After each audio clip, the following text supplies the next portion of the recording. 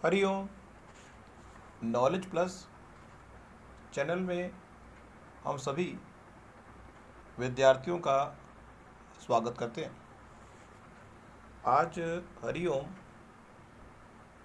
Current affair की ये class number 317 class है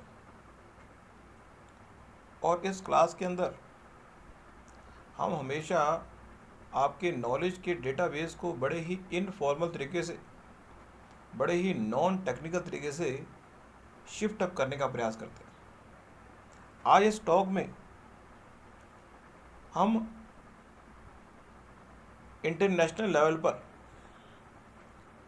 उन 12 संस्थाओं के बारे में बात करेंगे जो कि वर्ल्ड के लेवल पर, वर्ल्ड के लेवल पर, विश्व के लेवल पर पूरे देशों की सुरक्षा के लिए है। हमारे पूरे ब्रह्मांड में अगर देशों की संख्या की बात की जाए तो हम 200 से 250 देशों का एक ग्रुप है और इस पूरे ग्रुप को 33 अमेरिका के अंदर 33 करोड़ लोग रहते हैं और जो संस्थाएं हैं उन संस्थाओं को अगर चेकआउट करें तो उनको 12 कैटेगरी में हम डिवाइड कर सकते हैं। तो आज उन 12 कैटेगरी के ऊपर फोकस करते हुए बताने का प्रयास करें कि जो पहली कैटेगरी है वो है डेवलपमेंट की। हमने अपने टॉक में डेवलपमेंट और ग्रोथ के बारे में बताया था। डेवलपमेंट के संबंध में दो संस्थाएं हैं। एक वो संस्था है जो इंटरनेशनल डेवलपमेंट एसोसिएशन के नाम से है, जो 1960 में बनाई गई और 1960 में ये जो संस्था बनाई गई ये डेवलपमेंट के पॉइंट से बनाई गई। दूसरी संस्था जो डेवलपमेंट के नाम से प्रोग्राम के रूप से बनाई गई, जो 1965 में बनाई गई, न्यूयॉर्क के अंदर इनका हेड ऑफिस है। एक न्यूयॉर्क के अंदर है और एक डीसी वाशिंगटन के अंदर इनका ऑफिस है। तो जो ये दो संस्थाएं हैं, एक का नाम है इंटरनेशनल डेवलपमेंट एसोसिएशन और एक का नाम है United nation development programme.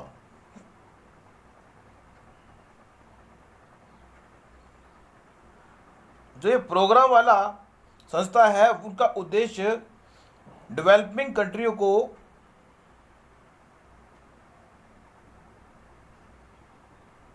Help provide करना है।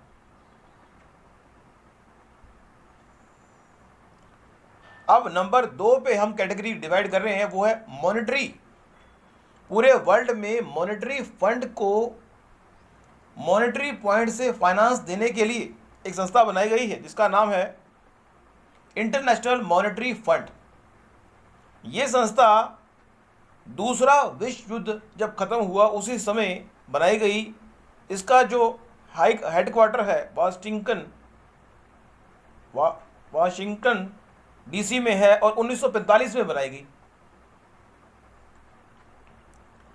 इसका मेन उद्देश्य है कि पूरे वर्ल्ड में 250 देशों को अगर फाइनेंशियल दिक्कत आ रही है तो वो प्रोवाइड करना है।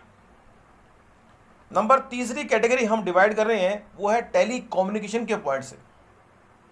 इंटरनेशनल टेली कम्युनिकेशन यूनियन बनाई गई जो 1865 में बना दी गई थी।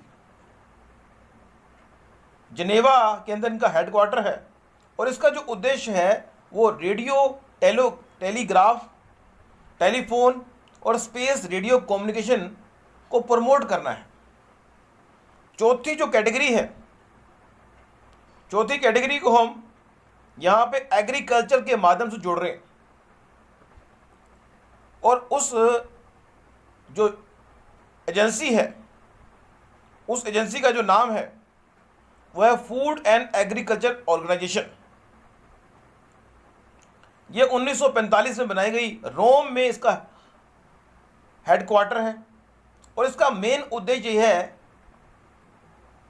जो improve living condition of rural population, means जो फूड और एंड एग्रीकल्चर ऑर्गेनाइजेशन है उसका जो मेन ऑब्जेक्टिव है कि जो व्यक्ति गांव में रह रहे उनके जो लिविंग कंडीशन है उसको इम्प्रूव करना। गांव के लोग और शहर के लोग, अभी जैसा कि आपको पता है कि कोरोना की लहर चल रही, लेकिन गांव के लोग जो हैं वो अधिक सुरक्षित हैं शहर की तुलना में। उसका कारण ये है कि गांव के लोगों में जो घर का डिफरेंस होता है वो दूर होता है। मीन्स एक खुले इन्वायरमेंट में जब कोई व्यक्ति रहेगा तो कोरोना के कहर से बच जाएगा।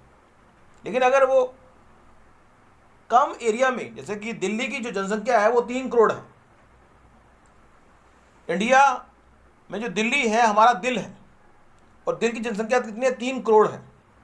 और दिल्ली के मुख्यमंत्री और केंद्र सरकार पूरा प्रयास कर रही है कि कोरोना के जो वेव चल रही है दूसरी, उससे बचा जाए, और प्रयास हो रहा है। अब ये चौथी कैटेगरी हमने डिवाइड किया, हम 5वीं कैटेगरी पे आते हैं। 5वीं जो कैटेगरी है वह है एजुकेशन से संबंधित। अब एजुकेशन की बात कर लें या चाइल्ड की बात कर लें, दोनों को हम जोड़ सकते हैं। तो यहाँ पे United Nation education scientific and culture organization जो 1946 में बनाई गई, पेरिस में इसका हेडक्वार्टर है। उसका उद्देश्य क्या है कि एजुकेशन, साइंस और कल्चर के संबंध में इंप्रूवमेंट की जाए। और जो ये ऑर्गेनाइजेशन है इसका नाम है United Nation education scientific and culture organization. ये 5वीं होगी। अब 5वीं के अंदर हमने एक और जोड़ना है, वो है चाइल्ड के बारे में, और वो संस्था भी 1945 में बनाई गई, न्यूयॉर्क में उसका हेडक्वार्टर है। उसका उद्देश्य क्या है कि चाइल्ड के वेलफेयर के लिए इस पूरे वर्ल्ड में जितने भी बच्चे हैं उनके वेलफेयर के लिए ये संस्था बनाई गई है। उसका नाम क्या है? नाम है United nation international child emergency fund. United nation international child emergency fund. ये 5वीं कैटेगरी हुई। छठी कैटेगरी जो सी है उसमें हम एनवायरनमेंट को ले लें कि एनवायरनमेंट के पॉइंट से, means United Nation environmental programme 1972 में बनाया गया कि एक ऐसा एनवायरनमेंट क्रिएट हो, मीन्स किसी भी चीज को ग्रोथ करने के लिए या डेवलप करने के लिए एक प्रकार का एक ऐसा एनवायरनमेंट होना चाहिए जहां पे जो कंपटीशन हो वो हेल्दी कंपटीशन होना चाहिए।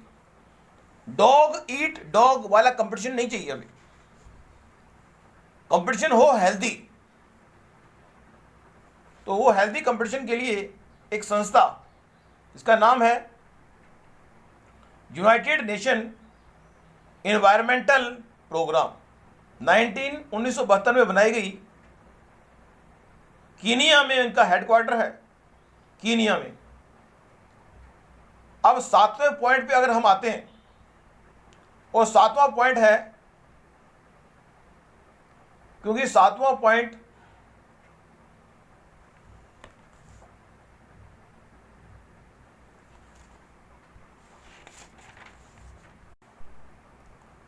Point means labour, international labour organisation के बारे में बात करें, जिनेवा में इनका हेडक्वार्टर है। उसका उद्देश्य है कि जो वर्कर हैं, पूरे वर्ल्ड में जितने भी वर्कर हैं जो लेबर क्लास में काम करते हैं, उनका प्रमोशन किया जाए। 8वें पॉइंट को हम रिसर्च के पॉइंट से, ऐसी कोई भी संस्था जो रिसर्च के पॉइंट से बनाई गई है, साइंटिफिक पॉइंट से बनाई गई है, उसमें हम United Nation education scientific and cultural organization को जोड़ सकते हैं। 9वां पॉइंट जो है हेल्थ के पॉइंट से, वो संस्था जो हेल्थ के पॉइंट से पूरे वर्ल्ड में पूरे देशों की हेल्थ पर ध्यान दे रही है। जब कोरोना फैल रहा है तो वर्ल्ड हेल्थ ऑर्गेनाइजेशन जो भी सुझाव दे रही है, जिस तरह से इंडिया में कोरोना की दूसरी वेव चल रही है, तो हमारे देश के जो प्रधानमंत्री हैं उनकी रिस्पॉन्सिबिलिटी है वो हर स्टेट की जो दशा है उसका अवलोकन करे और स्टेट को निर्देश दें कि वो ये चीज़ फॉलो करे। इसी तरह से यदि पूरे वर्ल्ड के अंदर कोरोना फैल रहा है तो जो वर्ल्ड हेल्थ ऑर्गेनाइजेशन है वो देश को गाइड कर सकती है कि कोरोना फैले ना, तो ये आप ध्यान रखेंगे तो कोरोना नहीं फैलेगा। 10th कैटेगरी की अगर हम बात कर लें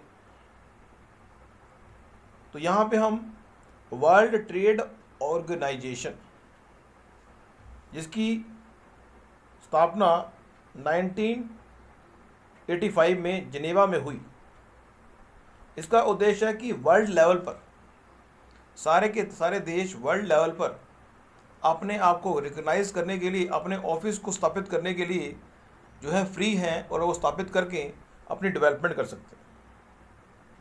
11वीं कैटेगरी हमने वुमेन के पॉइंट से रखी है कि वुमेन ऐसी कोई भी संस्था जो वुमेन की डेवलपमेंट के लिए बनाई गई है, यूनाइटेड नेशन वुमेन न्यूयॉर्क के अंदर बनाई गई है और वुमेन की डेवलपमेंट के लिए। और लास्ट जो 12वीं कैटेगरी है वो हमने ड्रग्स और क्राइम के पॉइंट से रखी है। मीन्स वर्ल्ड लेवल पर क्राइम के पॉइंट से और ड्रग्स के पॉइंट से एक संस्था बनाई गई जिसका नाम रखा गया United nation office on drugs and crime. तो इस तरह से आज की टॉक में हमने ये जो वर्ल्ड ऑर्गेनाइजेशन है उनकी कैटेगरी को डिवाइड किया। तो हमने यहाँ पे अलग अलग कैटेगरी के पॉइंट से बात की, लेकिन यहाँ पे एक कैटेगरी जो एटॉमिक एनर्जी वाली थी वो हमारी छूट गई। एटॉमिक मीन्स 8th जो कैटेगरी है उनको एटॉमिक के पॉइंट से समझ सकते हैं कि इंटरनेशनल एटॉमिक एनर्जी एजेंसी जो कि 1957 में बनाई गई, इसको 8th कैटेगरी में रख सकते हैं कि जो एटॉमिक एनर्जी मीन्स जो मिसाइल किसी भी देश ने बनाए हैं उसका पीसफुल यूज़ वो करे। मीन्स अगर किसी व्यक्ति के पास, किसी देश के पास औजार हैं तो उसका पीसफुल प्रयोग करना ही बेहतर है। अब ये हमने जो ऑर्गेनाइजेशन है उसके बारे में बात की। अब इसी टॉक में कुछ और जानकारी भी हम आपको देने का प्रयास कर रहे हैं। वो है कि जिस तरह से पूरा का पूरा वर्ल्ड इंडिया के रेफरेंस पॉइंट से बात को हम कैरी ऑन कर रहे हैं कि जो इंडिया है उसको फिजिकल एंड पर हमने अलग अलग स्टेट में डिवाइड किया हुआ है। अलग अलग स्टेट में तो हमने डिवाइड किया, मीन्स पॉलिटिकल डिवीज़न की बात अगर करते हैं, टॉपिक को चेंज कर दिया है, हम आ रहे हैं पॉलिटिकल डिवीज़न के ऊपर कि इंडिया को फिजिकल एंड पर नेचर ने डिवाइड किया, लेकिन उस नेचर को रोड के माध्यम से, उस नेचर को ट्रांसपोर्टेशन के माध्यम से, रेल ट्रांसपोर्टेशन के माध्यम से, रोड ट्रांसपोर्टेशन के माध्यम से, एयर ट्रांसपोर्टेशन के माध्यम से हमने उसको चेंज ओवर किया।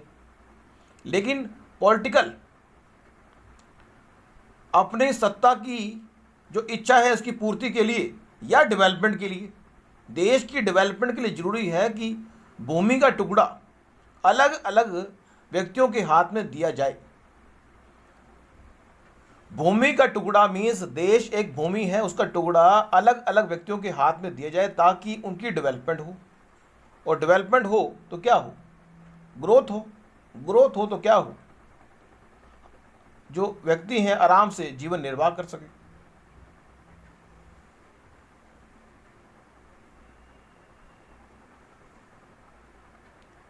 तो अगर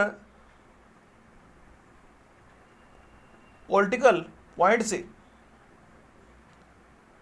भाषा के आधार पर, एरिया के आधार पर, हमने पॉलिटिकल जनता के आधार पर अलग अलग एरिया के लिए अलग अलग व्यक्तियों को चुनने की परमिशन जनता को दी। ये है पॉलिटिकल डिवीज़न। हम टाइम टू टाइम इस पॉलिटिकल डिवीज़न को चेंज भी करते हैं। अगले पॉइंट को हम ले रहे हैं, वो है पटना। पटना जो शब्द है वो बिहार की राजधानी पटना है, और पटना हमें इस बात की देती है परमिशन कि हमारे देश में जो मिसाइल्स हैं वो पटना के हिसाब से अगर देखा जाए, PATNA, पी का मतलब है पृथ्वी मिसाइल। हमारे देश में पृथ्वी मिसाइल जो है वो 3 कैटेगरी की होती है। पृथ्वी मिसाइल का मतलब है कि वो मिसाइल जो सरफेस टू सरफेस मार्क करेगी। लेकिन यदि हम अग्नि मिसाइल की बात करें तो अग्नि मिसाइल भी एक मिसाइल है जो सरफेस टू सरफेस मार्क करती है। लेकिन अग्नि मिसाइल की खास बात है कि अग्नि मिसाइल जो है अलग अलग वर्जन में उपलब्ध है। वर्जन 1, 2, 3, 4, 5 जो है वो 5000 किलोमीटर तक मार दे सके, और लेकिन जो 6 मिसाइल है वो 8000 किलोमीटर तक मार देती है। मीन्स कहने का मतलब ये कि युद्ध में इन मिसाइलों की उपयोगिता का लाभ हम ले सकते हैं। फिर एक त्रिशूल नाम की मिसाइल है, वो सरफेस टू एयर है। फिर एंटी टैंक मिसाइल है। उसके अलावा आकाश मिसाइल है जो सरफेस टू एयर है। तो ये पटना से हम इसको हमने समझने का प्रयास किया। उसके अलावा जो मिसाइल्स हैं, पृथ्वी मिसाइल की बात करें, अग्नि मिसाइल की बात करें, शौर्य मिसाइल की बात करें, और ये सारी सरफेस टू सरफेस मिसाइल्स हैं। त्रिशूल मिसाइल की बात करें तो सरफेस टू एयर है। अगर हम एयर टू एयर मिसाइल की बात करें तो शस्त्र है।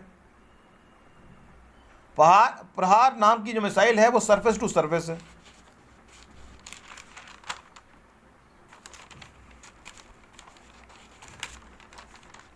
तो आज की इस टॉक में जो हमने डिस्कस किया वो आपकी नॉलेज को शिफ्ट अप करने के लिए था। निश्चित रूप से जानकारी जो हमने दी है वो आपके काम आई होगी, और अपनी जानकारी के एक पॉइंट से एयर ट्रांसपोर्टेशन के बारे में बात शुरू करते हैं, जो आने वाले टॉक में हम बताएंगे। एयर ट्रांसपोर्टेशन का मतलब है कि एयर के माध्यम से। अब एयर ट्रांसपोर्टेशन को हम 3 कैटेगरी में डिवाइड करते हैं। एक वो ट्रांसपोर्टेशन जिसमें हम वस्तुओं को या व्यक्तियों को एक स्थान से दूसरे स्थान एयर के माध्यम से, एरोप्लेन के माध्यम से या हेलीकॉप्टर के माध्यम से ले जाएंगे। दूसरा ये है कि हम वस्तुओं को नहीं, हम एयर जो पोर्ट है उसका इस्तेमाल युद्ध के पॉइंट से करेंगे, मींस डिफेंस के पॉइंट से करेंगे। तीसरा ये है कि हमने वो एरोप्लेन या एयरक्राफ्ट प्राइवेट लोगों को दिए हैं, वो प्राइवेट पॉइंट से यूज़ करेंगे। जैसे कार है किसी के पास, एक होती है सरकारी कार और एक होती है प्राइवेट कार। जो सरकारी कार है वो सरकार के हिसाब से टाइम पे चलेगी, लेकिन जो प्राइवेट कार है कभी चलेगी। इसी तरह से जो एरोप्लेन है वो अगर कॉर्पोरेट एरोप्लेन है उसमें यात्रा करना कोई टाइम बाउंड नहीं होता। लेकिन इंडियन एयरफोर्स जो है वर्ल्ड की 4th एयरफोर्स है। लेकिन जब ये शुरू में बनाई गई तो डिफेंस के पॉइंट से अलग थी और सिविल के पॉइंट से अलग थी। लेकिन सिविल के पॉइंट से जब बनाई गई शुरू में, तो उसमें 1911 के अंदर लगभग 10 किलोमीटर की सफ़र के हिसाब से जो ट्रांसपोर्टेशन हुआ, एयर ट्रांसपोर्टेशन, वो 10 किलोमीटर का था, और वो डॉक्यूमेंट ट्रांसमिशन था। मीन्स व्यक्ति को एक स्थान से दूसरे स्थान पे शिफ्ट नहीं किया गया था, बल्कि किसी डॉक्यूमेंट को एक स्थान से दूसरे स्थान में शिफ्ट किया गया था, और वो सिविल ट्रांसपोर्टेशन थी। बाद में 1900 जब देश आज़ाद हुआ उस समय नेशनलाइज किया गया, कि जब देश आज़ाद हुआ उस समय 8 एयर फोर्स थी। उनको डिवाइड किया गया दो कैटेगरी में, इंडियन एयरलाइन और एयरलाइन इंडिया। अब इसके आगे की जो जानकारी है, आज की टॉक लंबी हो चुकी है, इसलिए आज आगे की जानकारी जो है आने वाले सेशन में आपको देंगे। बाकी कोरोना का जो कहर है वो ना चाहते हुए भी चल रहा है, और अभी आज जो है दोबारा से कोरोना का लॉकडाउन हरियाणा में और अन्य स्टेट में लगाया गया है, और इसीलिए लगाया गया ताकि क्योंकि 4 लाख लोग हर रोज कोरोना के जो केस है उससे बढ़ रहे हैं, और सर लगभग 4000 लोग मृत्यु को प्राप्त करें। इस वेव को कम करने के लिए ये कदम हमारे देश के हित के लिए गवर्नमेंट ने लगाया है, और गवर्नमेंट जो भी नियम फॉलोअप इस नागरिक को, देश के नागरिकों को कह रही है, उसको फॉलोअप करना देश के हर नागरिक का कर्तव्य है। Thank you so much for listening and always supporting Hariom knowledge plus.